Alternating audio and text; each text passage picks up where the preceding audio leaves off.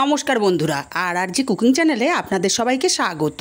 আজকে নিয়ে হাজির হয়ে গেলাম ফেলে দেয়া সবজির খোসা দিয়ে দারুণ একটা চচ্চড়ি রেসিপি। এটা কিন্তু ভাজা নয়, আমরা যেভাবে ভাজা খাই ভাজা নয়, চচ্চড়ি। তো চলুন শুরু করা যাক। আমি এখানে বেশ কিছুটা কুমড়োর খোসা কুচিয়ে নিয়েছি, একটু মোটা মোটা করেই কুচিয়ে নিয়েছি। আর নিয়েছি আলুর খোসা, আলুর খোসাটাও একটু লম্বা লম্বা করে কুচিয়ে নিয়েছি। আর নিয়েছি বেশ কিছুটা লাউয়ের খোসা, আপনারা চাইলে এখানে পটলের খোসা, কাঁচকলার খোসাও কিন্তু দিতে পারেন। আর নিয়েছি বেশ কয়েকটা বড়ি। এবার চলে যাব সোজা রান্নাতে। আর রান্নাটা শেষ পর্যন্ত দেখবেন, তাহলে বুঝতে পারবেন আমি শেষের দিকে অনেকগুলো উপাদান অ্যাড করব। একটা কড়াই গরম করে দিয়ে দিলাম বেশ কিছুটা তেল, তেলটা গরম করে বড়িগুলোকে দিয়ে দিলাম। বড়িগুলোকে নাড়াচাড়া করে লাল লাল করে ভেজে বড়িগুলোকে উঠিয়ে নিতে হবে। এই চচ্চড়িটা দ্বিগুণ টেস্ট করার জন্য শেষের দিকে কিন্তু আমি আরও দুটো তিনটে উপকরণ অ্যাড করব।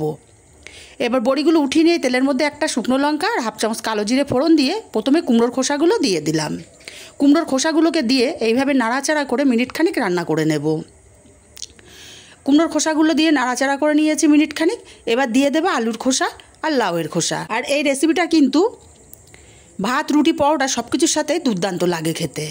লাউয়ের খোসা আর আলুর খোসাটাকে দিয়েও এইভাবে নাড়াচাড়া করে ভালো করে মিশিয়ে দেব। খুব ভালো করে নাড়াচাড়া করে মিশিয়ে দিয়ে তারপরে ওপর থেকে 3টে চেরা কাঁচা লঙ্কা দিয়ে ঢাকা দিয়ে 2 মিনিট রান্না করে নেব। বন্ধুরা, রেসিপিটা যদি ভালো লাগে অবশ্যই একটা লাইক দিতে ভুলবেন না।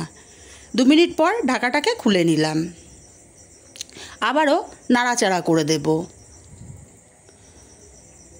আর যে বড়িগুলো আমি ভেজে রেখেছিলাম সেই বড়িটাকে হাত দিয়ে ভেঙে বড়িগুলোকে এখানে দিয়ে দেব।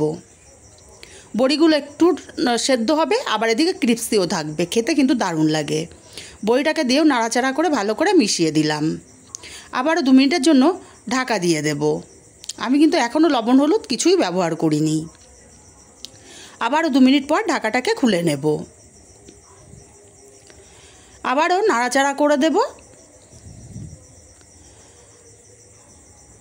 দেখুন এইভাবে নাড়াচাড়া করে দিয়ে এখানে দিয়ে দেব হাফ চামচ হলুদ আর স্বাদ মতো দেব লবণ। লবণ আর হলুদটাকে দিয়ে ভালো করে নাড়াচাড়া করে মিশিয়ে এইভাবেই আমি আরও 2 মিনিট রান্না করে নেব। আরও 2 মিনিট রান্না করে নিয়েছি, খোসাগুলোর কালার কিন্তু চেঞ্জ হয়ে গেছে। এখন এখানে দিয়ে দেব 3 চামচ নারকেল কোড়া। আমি একদম শেষে আর একটা উপকরণ অ্যাড করব। নারকেল কোড়াটাকে দিয়ে নাড়াচাড়া করে আরও মিনিটখানিক এইভাবে রান্না করে নিতে হবে।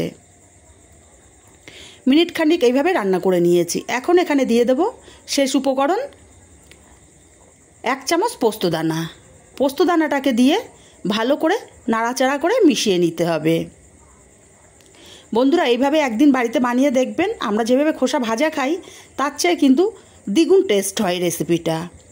ভালো করে মিশিয়ে আমি নামিয়ে নিয়েছি। রেসিপিটা কেমন লাগলো কমেন্ট করে জানাতে ভুলবেন না। ভালো লাগলে কাছের আত্মীয় স্বজন বন্ধুবান্ধবের কাছে শেয়ার করতে ভুলবেন না। আর বন্ধুরা, একটা লাইক দিতে ভুলবেন না। আপনাদের একটা লাইক কিন্তু অনেক গুরুত্বপূর্ণ। আর একটা কমেন্ট করে জানাতে ভুলবেন না রেসিপিটা কেমন লাগলো।